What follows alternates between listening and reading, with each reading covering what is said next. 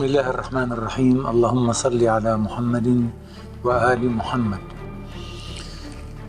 تحدثنا في الحلقة السابقة عن مصادر تاريخ الإسلام. قلنا إنها إما أن تكون مصادر مادية وإما أن تكون مصادر مكتوبة، وقلنا إن المصادر المكتوبة إما أنها مصادر أصلية موضوعها التاريخ، وإما أنها مصادر مساعدة موضوعها الرحلات والجغرافيا والشعر والأدب والفقه.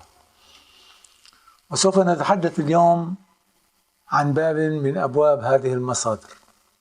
سوف نطرح سؤال مهم للباحث ولكل من يريد أن يقرأ التاريخ قراءة صحيحة ومستقيمة: هل المصادر الإسلامية فوق النقد أم تحت النقد؟ يعني هل المصادر الإسلامية مقدسة ممنوع انتقادها سندا ومتنا؟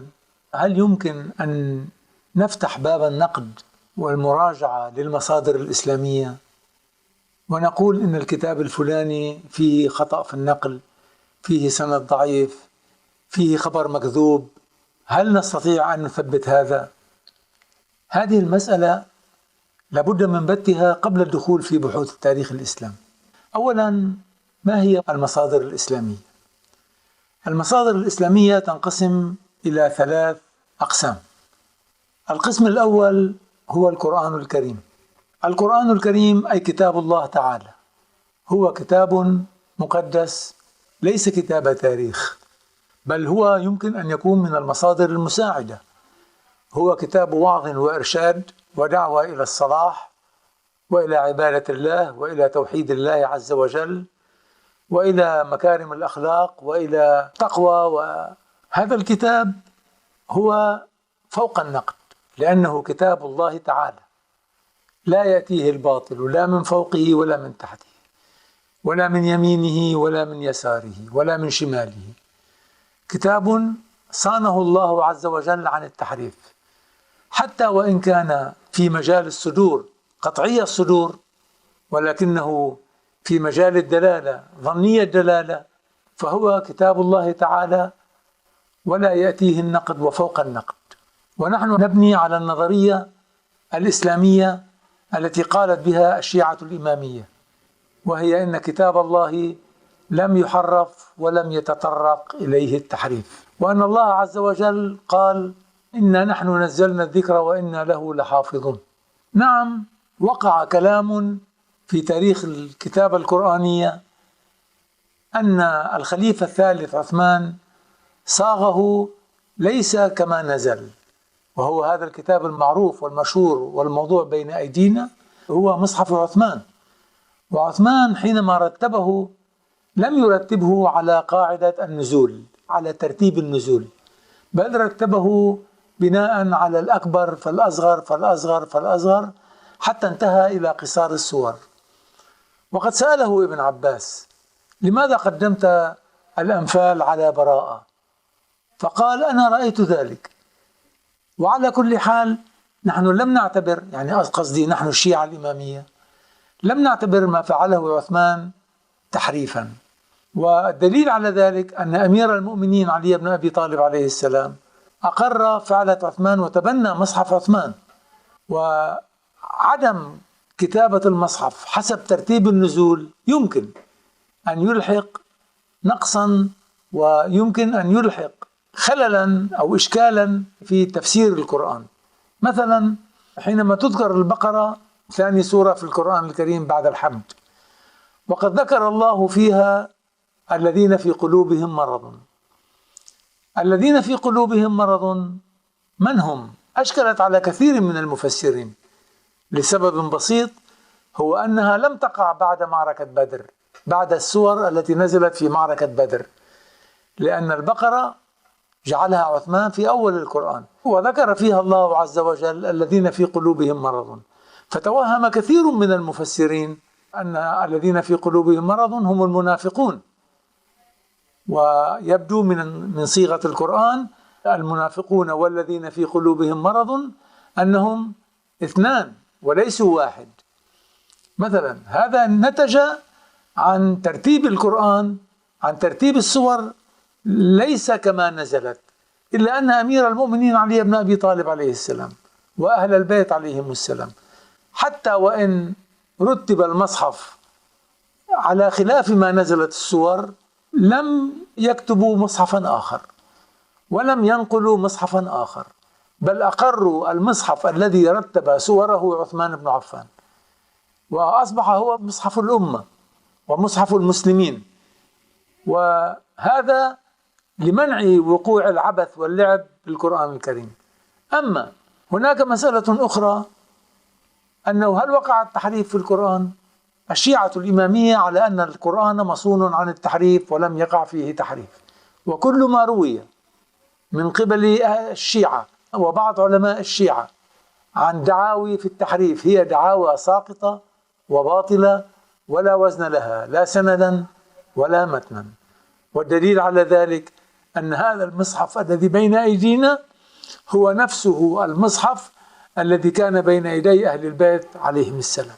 إذن المصدر الأول والأساس في مصادر الإسلام وهو القرآن الكريم هو فوق النقد، كتاب مقدس لم يأته الباطل لا من فوقه ولا من تحته ولا بين يديه ولا خلفه، وهو مصون عن النقد ومصون عن التحريف. المصدر الإسلامي الثاني كتب السنة. أقصد بكتب السنة الكتب التي نقلت السنة وليس السنة. السنة كالقرآن، السنة وحي، إلا أنها من الله مباشرة نزلت على رسول الله، أو اختارها رسول الله، أو قال بها رسول الله، أو أمرنا بها رسول الله، أو فعلها رسول الله. هذه السنة هي كالقرآن كالوحي مقدسة إذا ثبتت أنها من رسول الله وأنها نقلت عن رسول الله. ولكن الإشكال ليس في السنة، السنة مقدسة، السنة بمنزلة الوحي، السنة التي يثبت أن النبي قالها وأن النبي فعلها وأن النبي دعانا إليها. ولكن الإشكال وقع في الكتب التي نقلت السنة. هل الكتب التي نقلت السنة وروت السنة وحدثت السنة ونقلت عن النبي وروت عنه الأحاديث فوق النقد أم تحت النقد؟ هل يمكن أن ندعي ونقول إن رواية منقولة في الكتب التي نقلت السنة النبوية ضعيفة، غير صحيحة، مجهولة الراوي، ضعيفة السند، غير مقبولة المضمون؟ هل نستطيع أن نرد رواية وردت في الكتب التي روت السنة النبوية ونقول عنها إنها غير مقبولة، إنها ضعيفة، إنها غير صحيحة، إن رواتها فساق كذابون؟ هل نستطيع أن نقول ذلك؟ يعني بعبارة أخرى، هل الروايات والكتب التي نقلت السنة النبوية تحت النقد أم فوق النقد؟ هنا مدرستان في الإسلام وفي ثقافة الإسلام والمسلمين.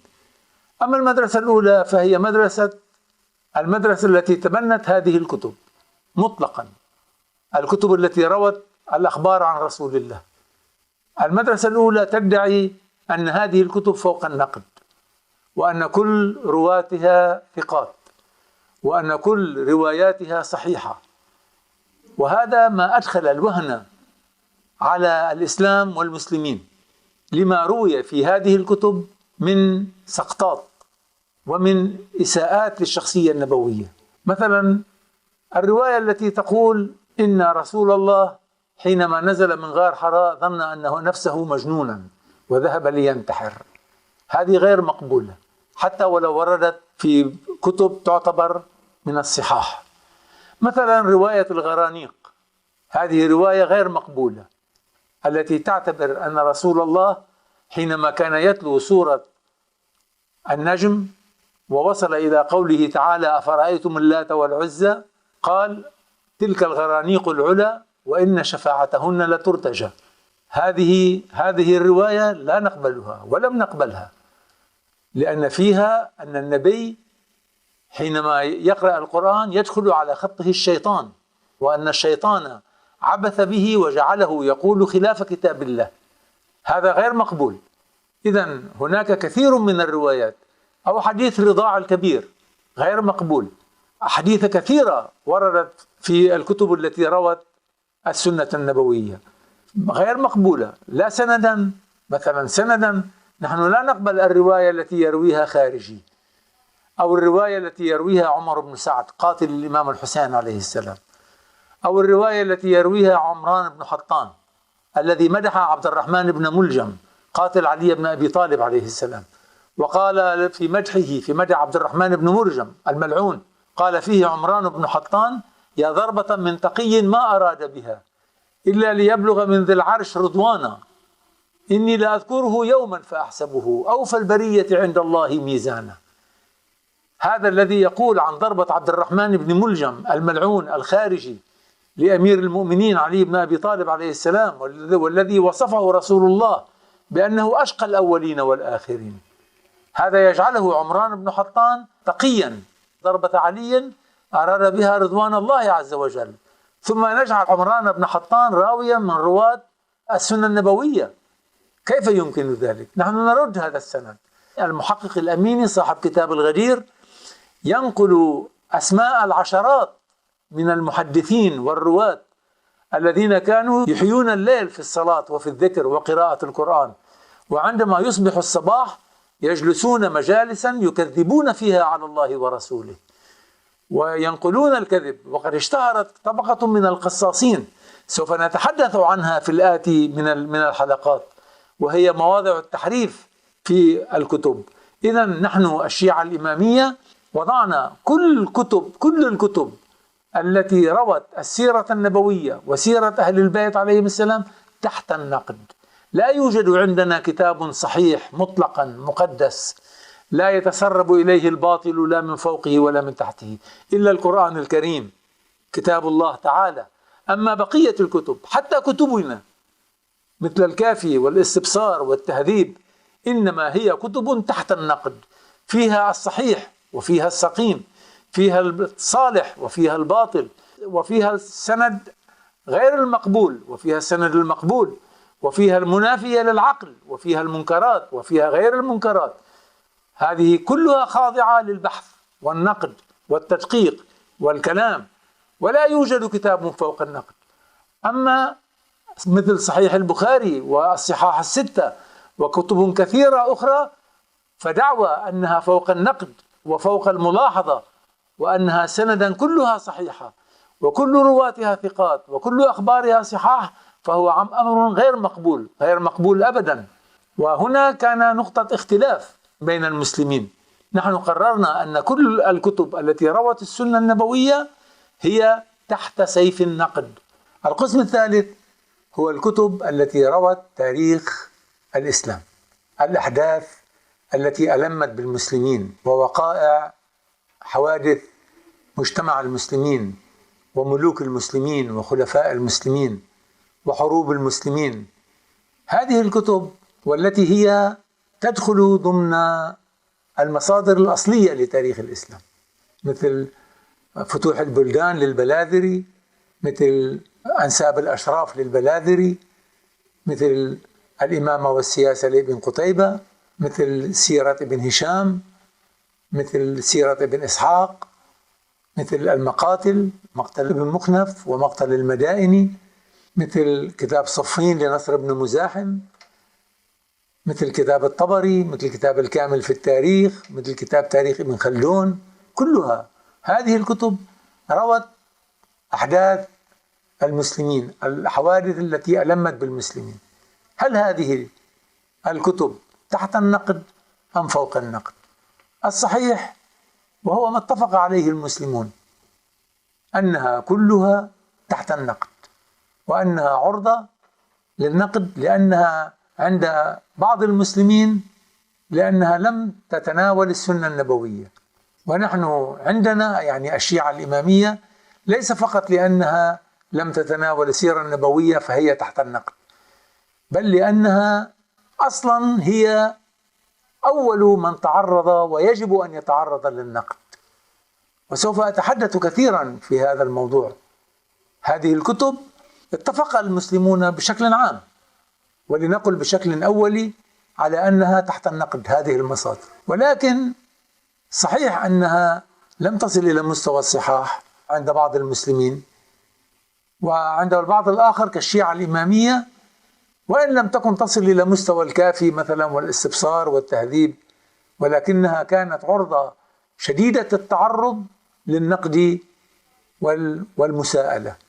هذه الكتب ادعى البعض أن بعضها كتاريخ الطبري مثلا وتاريخ الخلفاء لابن قتيبة أو الإمامة والسياسة والسير المشهورة والمعروفة، ادعى البعض أن هذه الكتب مثل طبقات ابن سعد هي وحدات عالية الأمانة وعالية الأداء وعالية الثقة، فاعتبروا أن كل ما جاء فيها مقبول لأنها هي وحدة روائية موثوق بها، فاعتبروا أن هذه الوحدة الروائية بشكل عام محل ثقة، وأخذوا منها جزافا وعشوائيا وبشكل غير مدقق، لأنهم اعتبروها وحدة عامة مقبولة، مثل تاريخ الطبري.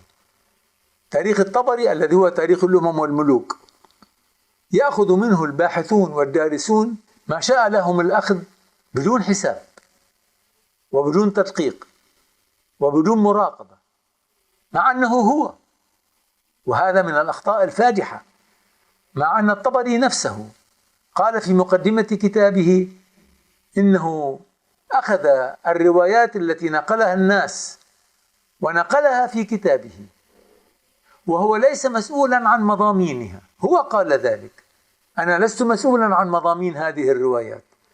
هذه الروايات إذا كان فيها من خطأ، أو إذا كان فيها من تعمد الكذب، أو إذا كان فيها من خلل، فهي على ذمة أصحابها الذين نقلتها عن كتبهم. أنا لست مسؤولا، أنا لم أسمع هذه الرواية، لم أسجل هذه الرواية، لم أكتب هذه الرواية.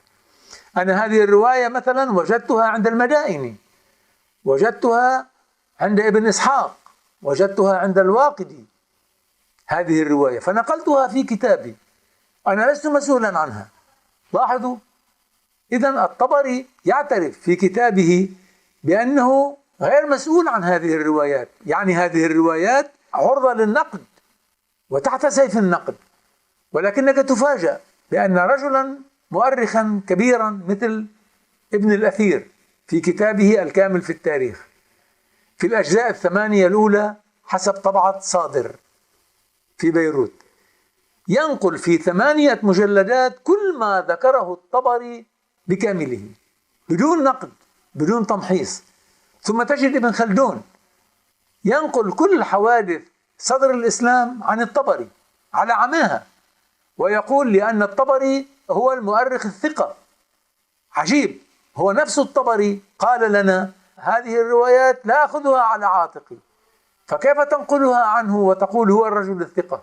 هو قال لم أسمعها ولم أرويها، أنا وجدتها في أصول وفي كتب المؤرخين والرواة ونقلتها إلى كتاب تاريخ الأمم والملوك كما هي، سندها كما وجدته، مضمونها كما وجدت، ثم تأتي أنت وتقول إن الطبري الرجل الثقة. هو قال أنا ما خصني، ما لي علاقة. هذه من أكبر الخلل الذي أصاب نظرية من يقول إن تاريخ الطبري وحدة مأمونة نستطيع أن نأخذ عنها ما نشاء. ولذلك تجد بعض المؤرخين يتعاملون مع الطبري بالرفش. يعني شو بالرفش؟ يعني بيمسك الرفش وبيأخذ من عند الطبري بالرفش على عماها، شو ما يكون كيف ما يكون، مثل اللي عم بيحطب بالليل. هذا أصاب كثيرا من المؤرخين، فارتكبوا أخطاء في قراءة التاريخ لأنهم لم يلاحظوا أن الطبري غير مسؤول، وأن الطبري كتابه عرضة للنقد، مثل طبقات ابن سعد، مثل كتاب الإمامة والسياسة لابن قتيبة. هذه الكتب التاريخية كتب تحت النقد، بل تحت النقد بإصرار، وسوف ننتقدها وسوف نوجه سيف النقد إليها. وهي ليست كتب مقدسة، ليست كالقرآن، وليست عندنا حتى كالكافي. كتاب الكافي الذي كله روايات عن أهل البيت عليهم السلام تحت النقد، فكيف بكتب هؤلاء؟ هذه الأفكار إذن قدمتها إلى حضراتكم إجابة على سؤال: المصادر المكتوبة الأصلية والمساعدة الإسلامية هل هي تحت النقد أم فوق النقد؟ وقدمت أجوبة، ونشكر الله ونحمده على ما يسر، والحمد لله رب العالمين.